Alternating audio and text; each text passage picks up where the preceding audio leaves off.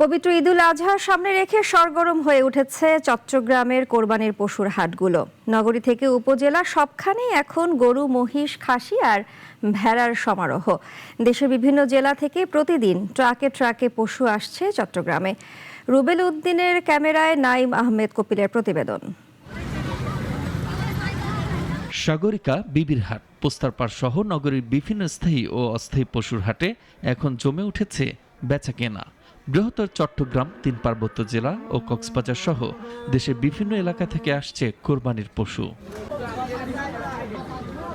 জেলা প্রাণী সম্পদ দপ্তরের তথ্য অনুযায়ী এবছর স্থানীয়ভাবে প্রায় 7,83,000 কোরবানির যোগ্য পশু প্রস্তুত করা হয়েছে, যদিও গত বছরের তুলনায় উৎপাদন কমেছে।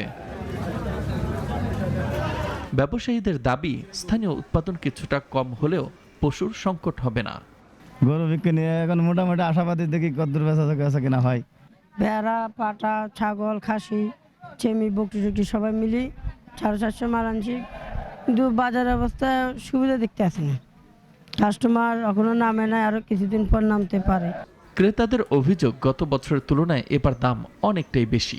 গরুর দাম একটু চড়া বলতে অনেক চড়া, ছাগলের দামও অনেক চড়া, গত বছরের তুলনায় একটু বাড়তি। কিছুদিন সময় তো আছে, ওই সময়ের ভিতরে হয়তো দাম আরো ওঠানামা করবে। আমরা দেখে শুনে একটা নেব, আর দাম মোটামুটি পর্যায়ে যে একটা কথাবার্তা বলছে আছে, মোটামুটি সহায়নী পর্যায়ে আছে।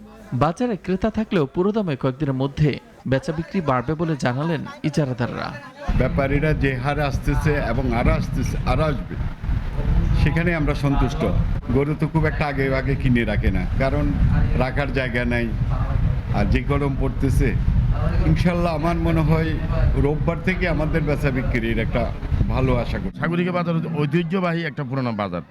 50,000 টাকা দিয়ে শুরু করে আমাদের এখানে বাজারে 15 লক্ষ টাকা দামের গরু আছে। আর ছাগলের দিক থেকে বিভিন্ন জাতের ছাগল আছে, ভেড়া আছে, মহিষ আছে, সব ইনশাল্লাহ আছে। আমাদের বাজারে এই পর্যন্ত ধরেন অলরেডি 8-10 হাজার আসছে এবং অনেকগুলো লাইনে আছে। আজকের রাত্রের মধ্যে ইনশাল্লাহ আমরা ফুল পরিপূর্ণ বাজার হয়ে যাবে। এদিকে কোরবানির হাটকে কেন্দ্র করে নিরাপত্তা জোরদার করেছে আইনশৃঙ্খলা বাহিনী।